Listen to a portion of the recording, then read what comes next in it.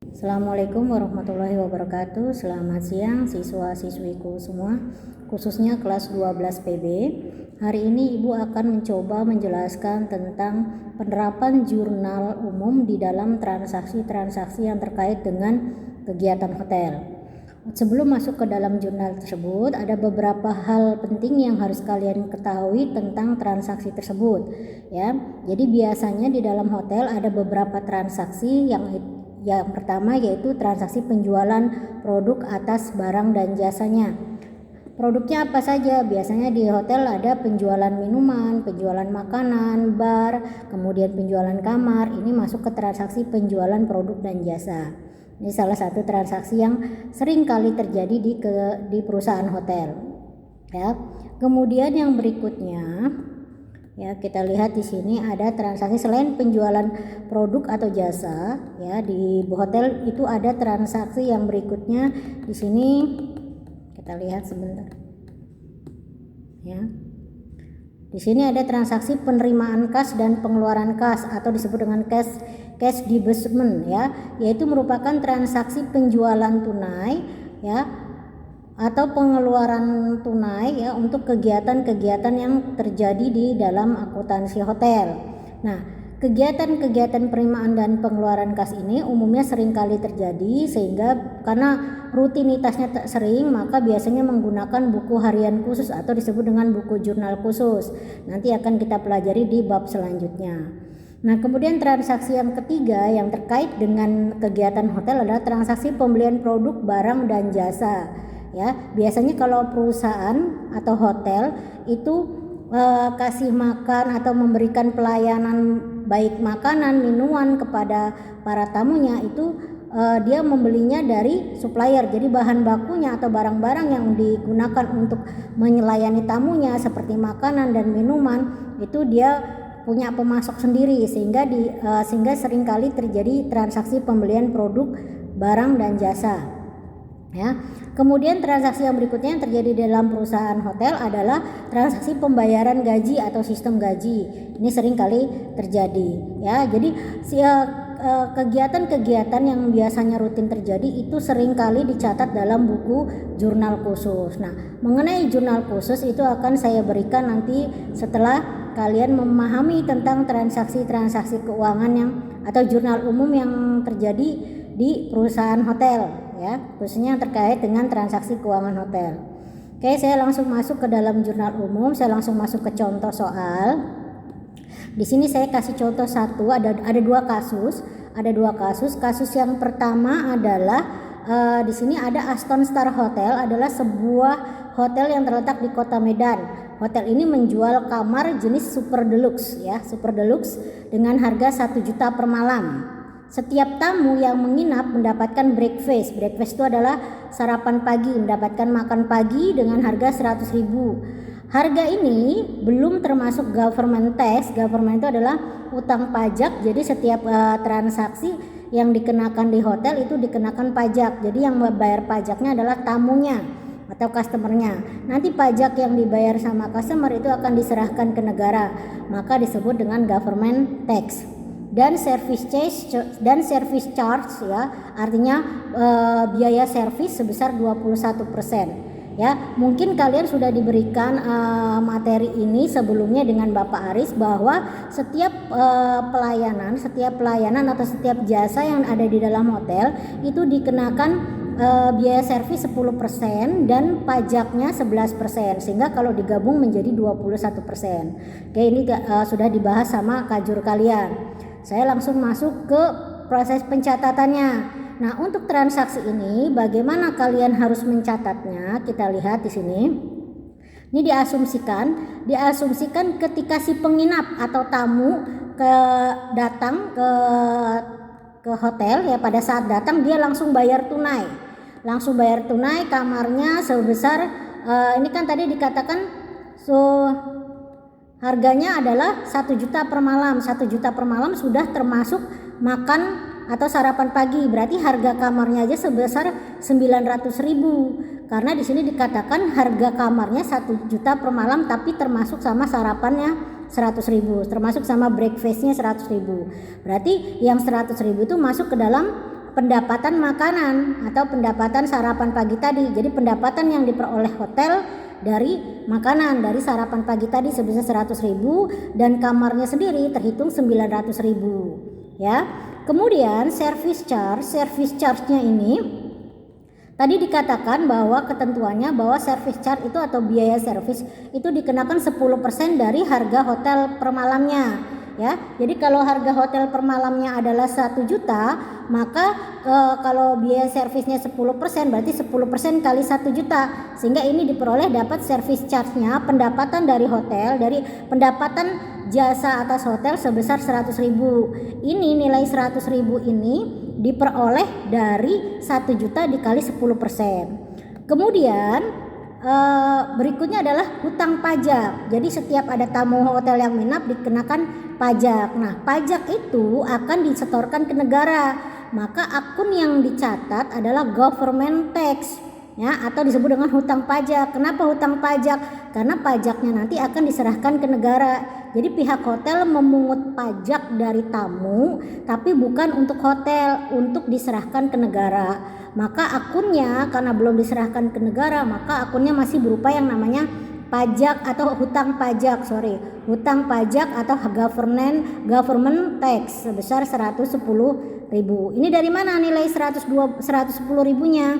Itu dari 11% dikali dengan 1 juta. Tadi karena ketentuannya adalah 21% ini adalah service charge dan government tax-nya atau hutang pajaknya. Ya, jadi 110.000 diperoleh dari 11% dikali dengan 1 juta. Nah, ini catatan yang dibuat oleh kalian sebagai bagian keuangan kalau ada tamu yang membayar secara tunai ketika menginap. Ini catatannya. Jadi begitu dia datang dia langsung bayar. Nah, ini catatan poin pertama. Jadi ketika check-in dia bayar tunai semua, cash. Nah, nilai cashnya sebesar berapa? 1.210. Ini dari mana? Dari total yang ini tadi 900 ditambah 100 ditambah 100 ditambah 110.000. Sehingga nilai kas yang diterima hotel dari tamu tadi adalah sebesar 1.210.000 ya. Kemudian untuk dengan soal yang sama, asumsi yang kedua adalah si penginap atau tamu belum bayar ketika check-in. Nah, dia bayarnya ketika check-out. Ketika check-out dia bayarnya. Kalau yang kasus pertama tadi pada saat dia datang, pada saat tamu datang, dia langsung bayar tunai kamar hotelnya berapa biayanya. Nah, ini yang asumsi yang kedua, tamu hotel datang masuk kamar jadi tidak bayar dulu. Dia bayarnya nanti setelah check-out, setelah keluar. Maka kita sebagai bagian keuangannya harus mencatatnya seperti ini, yang poin kedua ya. Di sini kita lihat ada account receivable guest atau city ledger, artinya adalah piutang usaha. Jadi ketika dia datang tidak dicatat sebagai kas karena memang belum bayar. Jadi dicatat dulu sebagai piutang. Artinya apa? Piutang kita kepada si tamu tadi ya. Harganya sama, room revenue-nya, pendapatan kamarnya sebesar sekian, 900.000 ya. Kemudian pendapatan makanannya atau breakfast-nya 100.000, service charge-nya 100.000 dan government tax-nya 110.000. Sama perhitungannya dengan yang poin 1. Hanya bedanya di sini. Account receivable ini berarti diakuinya sebagai piutang karena ketika si tamu datang dia belum bayar. Langsung menginap, langsung masuk kamar, dia belum bayar, nanti bayarnya ketika check out. Maka ketika check out kalian harus mencatatnya seperti ini. Yang poin 2 yang bagian bawah, cashnya di debit, piutangnya di kredit. Jadi tadi dicatat yang di debit adalah piutang, yang ini yang menjorok ini adalah kredit ya. Nah, ketika si tamunya nanti ketika check out tagihannya masih sama sebesar sekian, 1.210. Yang kalian terima, uang yang kalian terima dari dari customer atau dari tamu adalah sebesar cash ya. Kalau dia bayar secara tunai berarti cash, kalau dia bayarnya pakai cek berarti ya dia masuknya ke dalam bank. Atau misalkan dia bayarnya pakai kartu kredit berarti masuk ke rekening bank ya. Cash pada account receivable ya. Account receivable ini piutang. Artinya uang kalian atau harta kalian berupa uang tunai bertambah sehingga masuk kolom di debit, dan harta kalian berupa piutang piutang kepada tamu itu berkurang. Nah, piutang atau harta kalau berkurang dia posisinya di kredit sebesar nilai yang dibayarkan sama si tamu tadi atau si pelanggan tadi. Ini jurnal yang dicatat ketika tamunya melakukan check out. Kemudian yang berikutnya, ini asumsi yang ketiga ya, ketika si penginap atau si tamu pada saat datang dia bayar uang muka, kasih DP ya, maka kalian mencatatnya cash pada deposit from guest, berarti uang muka dari tamu. Jadi kas uang kalian yang terima di debit. Ketika kalian terima uang di debit sebesar 1.210.000, deposit from guest-nya atau uang muka dari tamu dicatat sebesar 1.250.000 dengan hitung-hitungan tadi yang seperti nomor tadi ya, nomor atas tadi, nomor 1 2 ya. Nah, kemudian setelah penginap melakukan check out atau keluar dari hotel, kalau ini kan saat menginap dia kasih uang muka ya, maka kamu mencatatnya deposit from guest-nya berkurang ya, uang muka dari customer, dari tamu tadi yang tadinya dikredit ya, uang muka atau deposit dari tamu itu bagi kita merupakan hutang. Ketika di awal uang muka yang dari tamu tadi kita akui nih pada saat menginap, uang muka diakui sebagai hutang, maka dicatatnya di kredit. Kenapa hutang? Karena ketika si penginap membayar uang muka dia belum tentu menginap, mungkin dia baru survei dulu, udah dia DP-in dulu gitu ya. Jadi kalau kita jalan-jalan atau menginap di hotel misalkan, atau apalagi kalau bawa rombongan misalnya, itu biasanya kalau baru survei kasih DP dulu gitu loh. Jadi ketika kalian terima DP, maka itu merupakan hutang kalian kepada tamu karena kalian belum melayani, belum menerima tamu itu sebagai tamu hotel kalian, baru terima DP, maka harus diakui sebagai hutang atau deposit from guest. Nah, ketika si tamunya udah benar-benar menginap, kemudian melakukan check out atau keluar dari hotel, maka hutang kalian kepada tamu tadi, kepada pelanggan harus berkurang ya. Maka kalau hutang berkurang, maka posisinya depositnya di debit, tadinya di kredit hutangnya, sekarang karena sudah dibayar sama si pelanggannya sama tamunya, maka depositnya di debit sebesar nilainya. Kemudian room service-nya sama, biayanya 900.000 untuk pendapatan kamar, kemudian pendapatan makanan yang tadi breakfast tadi 100.000, kemudian ada service charge dan ada government tax-nya. Nah, ini untuk kasus yang pertama. Oke, saya rasa cukup jelas untuk kasus yang pertama. Saya akan lanjutkan masuk ke kasus kedua. Mudah-mudahan kalian bisa memahaminya. Ya, siap ya? Kita langsung masuk ke kasus kedua.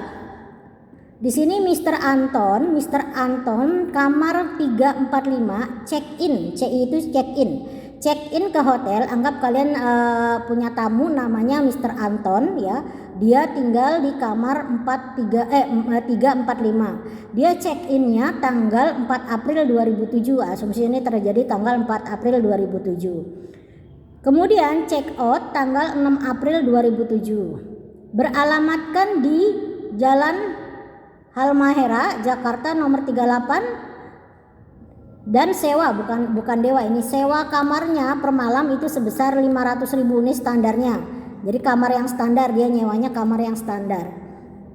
Ya, asumsinya sewa kamarnya per malam itu sebesar 500.000 dengan memberikan deposit sebesar 1 juta ya. Memberikan deposit itu artinya memberikan uang muka. Nah, kemudian ini ada data-data transaksi yang terjadi selama tanggal 4 April, 5 April dan 6 April. Kan dia menginapnya dari tanggal 4 sampai tanggal 6. Nah, ini ada data-datanya.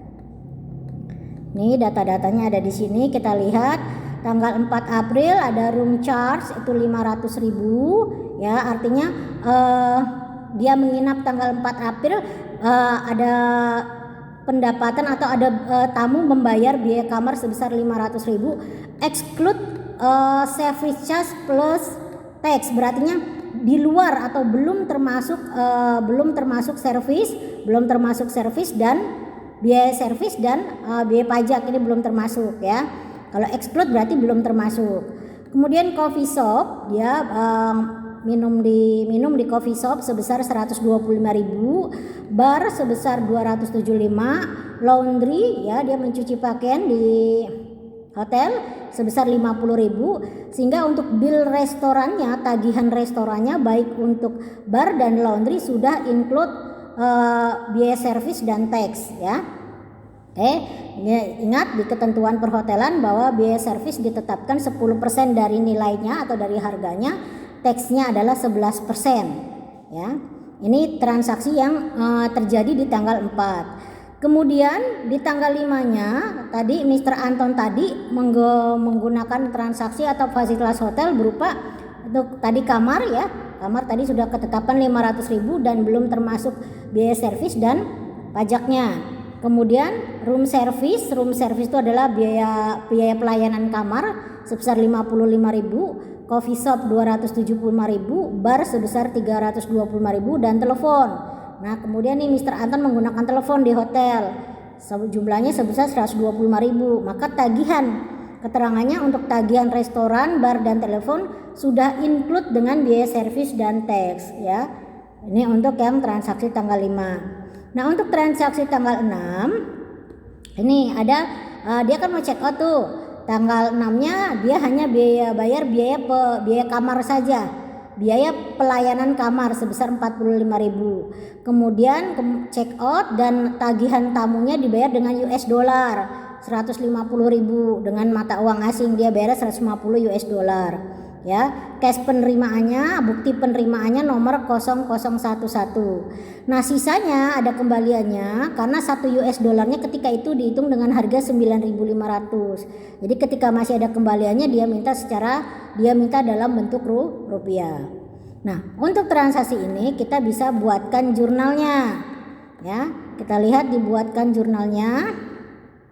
Kelihatan nggak ya? Nih sebentar saya perbesar supaya kalian lebih jelas.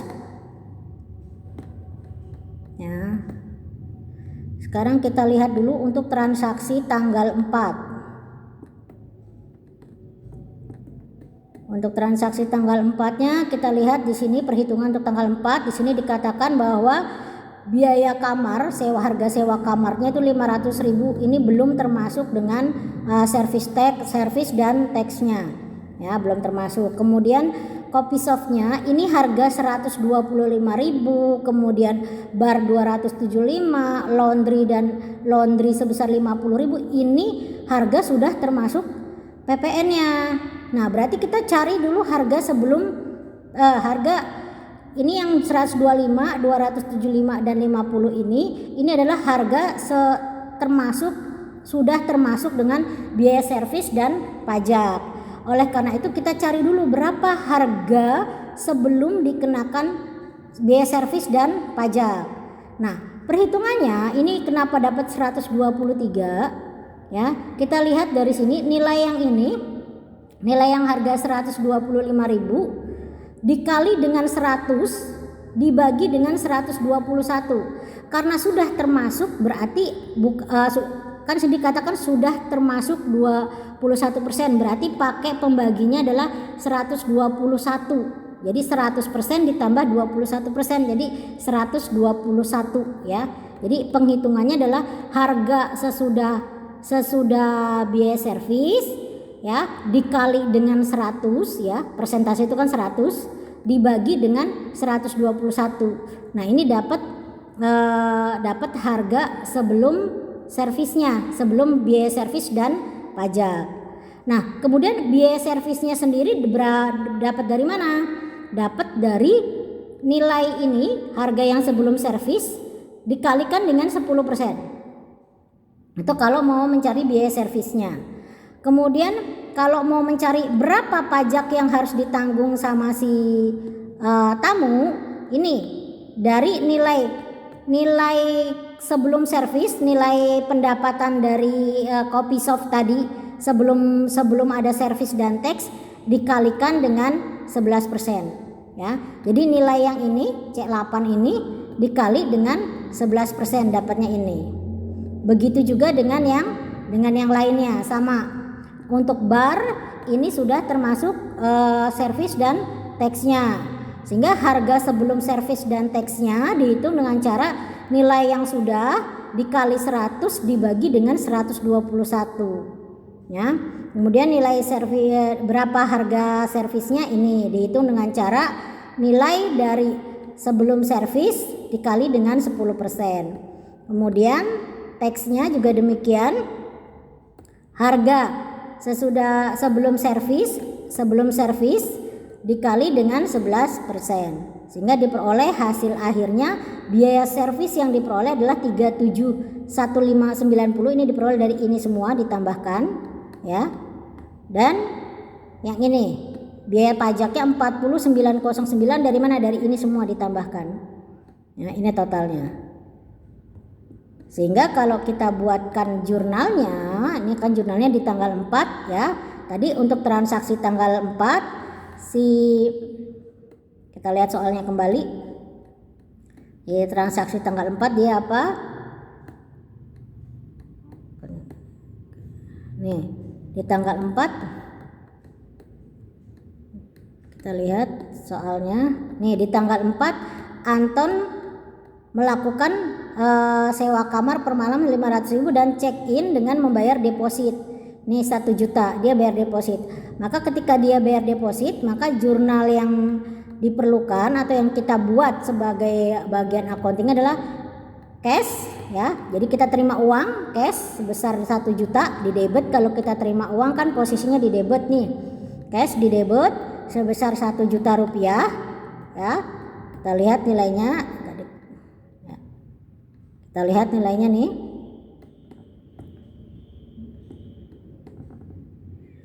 Kasnya di debit sebesar 1 juta dan uang muka dari tamu atau deposit from guest-nya di kredit sebesar juga nilai yang sama, yaitu 1 juta.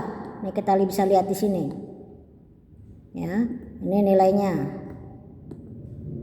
Ya, ini nilai uang muka tamunya. Ya, itu ketika si tamu menerima atau kalian menerima uang deposit dari nasabah atau dari tamu, Nah, jadi ketika kalian terima uang dari si tamu, kalian mencatatnya kas pada uang muka dari tamu. Ingat, uang muka ini diperlakukan sebagai hutang.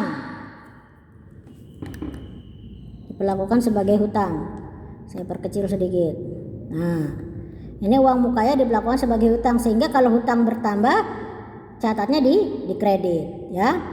Nah, kode ini adalah kode akuntansi, kode nama akun. Di setiap perusahaan jelas berbeda, tapi yang pasti sama adalah angka depannya. Jadi kalau untuk Aktiva angka depannya 1 gitu loh. Untuk misalkan untuk hutang angka depannya 2, belakangnya mungkin berbeda-beda tergantung keuangan hotel masing-masing, pengkodeannya seperti apa.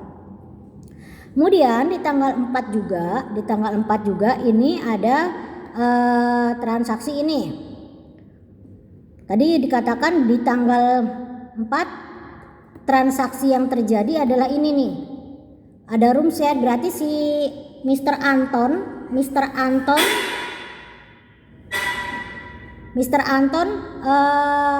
menyewa kamar, nginep ya, tanggal 4 udah nginep ya, dengan bayar sewa 500.000. Dia belum bayar tapi sudah deposit tadi.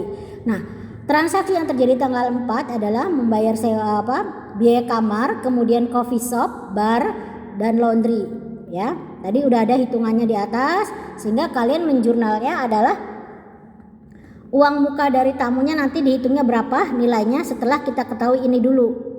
Ya, jadi pendapatan sewa kamar dulu ya, dari tadi harga kamar kan 500.000. Kemudian pendapatan minuman sebesar 103.000.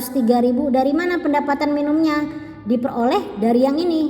Nih tadi harga sebelum ada biaya jasa atau biaya servis dan taxnya, belum ada biaya servis dan pajaknya. Pakai harga yang ini ya. Jadi pendapatan minuman atau copies of revenue-nya, ini copies of revenue, bukan ya, saya tambahkan R. Ini copies of revenue itu nilainya sebesar 103 dari perhitungan yang atas tadi, yang ini. Harga sebelum service and tax-nya. Kemudian Kemudian pendapatan bar atau bar revenue, pendapatan dari bar itu 227 diperoleh dari sini ya. Kemudian pendapatan laundry atau laundry fees ini 41.000 juga diperoleh dari sini. Dari harga sebelum include dari biaya servis dan pajak. Nah, kemudian pendapatan servisnya itu diperoleh dari mana? Dari perhitungan yang tadi. Nih, yang 37 ya, biaya servisnya 37.190 dan biaya pajaknya 49.09. Ini hitungannya dari sini. Ya, ini nilai jurnalnya ya. Ini untuk yang mencatat transaksi tanggal 4. Sehingga yang terjadi di tanggal 4 ini nilainya semua dari 500 ini sampai dengan 49.09 ini nilai dijumlahkan hasilnya 950. Nah, berarti di tanggal 4 saja uang depositnya si tamu tadi itu sudah kepakai 950.000. Ya, tadinya uang depositnya atau uang mukanya ini kan ditaruh di kredit, itu kan hutang perusahaan terhadap tamu. Nah, itu tanggal 4 ketika dia baru check in, ketika dia baru datang. Nah, kemudian di tanggal 4 sore, di tanggal 4 sore kan udah dipakai tuh, di tanggal 4 sore kamar udah dihitung, udah diperhitungkan, kemudian dia ada makanan minuman gitu ya, bahkan sampai malam. Maka di tanggal 4 itu terjadi transaksi hingga nilainya 950.000 ya. Dari mana? Dari hitungan dari 500.000 ditambah ini semua, yang poin kredit ini tambah semua, maka mengurangi uang mukanya, uang muka dari deposit yang diberikan tamu tadi sebesar 950.000. Dia udah ngasih 1 juta, udah kepake di tanggal 4 950.000. Ya. Kemudian di tanggal 5 transaksi yang terjadi di tanggal 5 dikatakan bahwa sesuai dengan soal, kita lihat di tanggal 5 nih masih orang yang sama, Mr. Amin tadi ya. Mr. Anton tadi tanggal 5 dia bayar kamar, dikenakan beban atas kamar. Kemudian jasa kamar ya, mungkin jasa kebersihan atau jasa pelayanan yang lain. Ini misalkan kamar. Kemudian ada coffee shop, ada bar. Nah, ini semua masukkan ke dalam perhitungannya di sini. Ini di tanggal 5. Ada room charge, dia bayar atau biaya sewa kamar 500.000. Ini belum termasuk servis dan pajak. Kemudian room service, ini biaya servis. Ya, sama caranya dengan tadi diperhitungkan coffee shopnya. Ini kan tadi dikatakan dalam soal coffee shop, kemudian bar, telepon atau tagihan untuk bil dan restoran, bar dan telepon sudah include biaya servis dan pajaknya. Berarti kalau sudah include, berarti kita cari yang belum include-nya, yang belum termasuk pajak sama biaya servis. Nah, ini kita cari dengan cara ini tadi ya.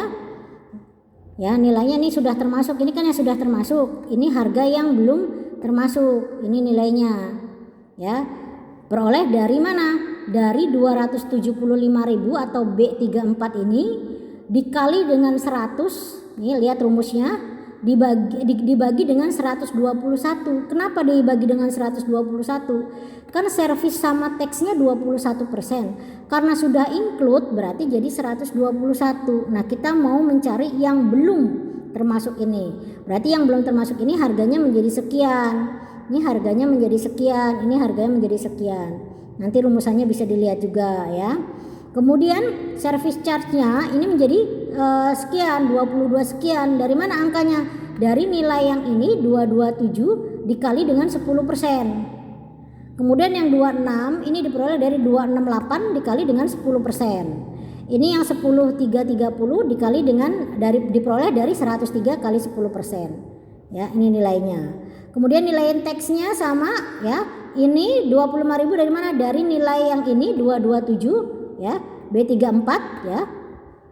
C34 dikali dengan 11%. Ini hasilnya. Ya, sehingga kalau kita totalkan antara yang seharga sebelum sama ditambah servis ditambah teks, itu harganya pasti sama dengan yang sudah include ini, harganya sama ya. Oke, kita langsung masuk ke dalam penjurnalannya. Jadi tadi perhitungannya, sekarang penjurnalannya. Di tanggal 5 tadi dikatakan dia pakai sudah terjadi transaksi sewa kamar tapi dia belum bayar. Ya, ketika dia belum bayar tadi, maka kekurangannya dianggap sebagai piutang karena dia masih menginap. Dia baru check outnya nanti tanggal 6. Ya, sehingga di tanggal 5 kalian harus mencatatnya sebagai ini: pendapatan kamar, pendapatan servis ya sesuai dengan soalnya, pendapatan minuman, pendapatan bar, pendapatan servis ya, kemudian pendapatan telepon, pendapatan servis, pendapatan pajaknya, hutang pajaknya. Ini nilai semua setelah dijumlahkan, saya hitung dari 500 sampai 5454 ini nilainya 1.258. Ingat, karena tadi di tanggal 4 Mr. Anton sudah memberikan deposit 1 juta dan sudah dipakai di transaksi tanggal 4 950, berarti uang depositnya masih 50.000. Ya, berarti uang depositnya berkurang lagi sehingga ditaruh di debit 50.000. Sehingga nilai piutangnya si Mr. Anton jadi berapa? Dari nilai yang ini, dari nilai yang 1.258.306 dikurangin dengan 50.000 uang muka depositnya, maka dapatnya hasilnya ini 1.208. Ini nilai piutangnya. Artinya transaksi yang sudah dipakai sama tamu tetapi belum dibayar ke hotel, maka diakui sebagai piutang ya, diakui sebagai piutang tamu atau guest account receivable ya, ini piutang tamu. Oke, kemudian yang berikutnya transaksi tanggal 6 ini yang terjadi adalah dia ada biaya pelayanan kamar. Ada biaya pelayanan kamar, kemudian dia check out. Dia bayarnya pakai uang dolar. 150 dolar.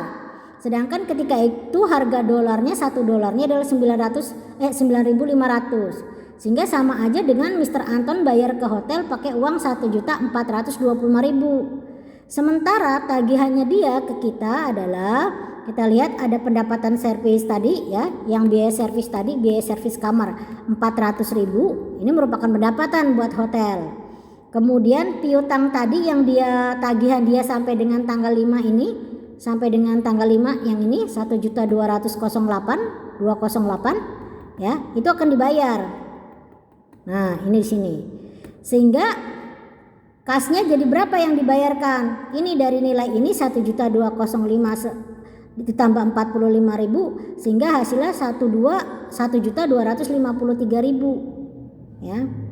1.235.000 sehingga nanti sisanya dikembalikan. Sisa yang dikembalikan kan tadi sisanya diminta dalam bentuk uang tunai. Sisa yang diminta itu kan tadi nilainya adalah 1 juta. Nih yang dari sini kan dia bayarnya pakai dolar nih.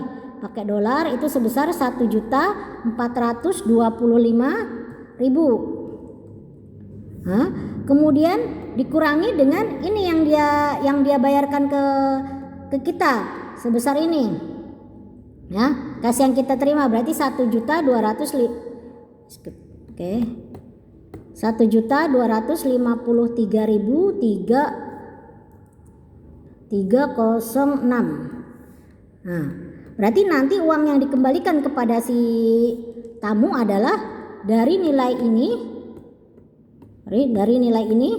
dikurangi dengan nilai yang ini. Ini yang akan dikembalikan kepada si tamu. Jadi nanti kembaliannya adalah 171.694. Ini yang dikembalikan kepada tamu ya. Jadi proses penjurnalnya seperti ini. Mungkin kalau kurang dimengerti bisa dibaca lagi atau disetel atau diputar ulang lagi rekaman saya. Semoga bisa memberikan kejelasan untuk pembelajaran kita hari ini. Dan bagi yang kurang jelas boleh tanya langsung japri ke saya. Saya harap kalian bisa belajar dengan serius.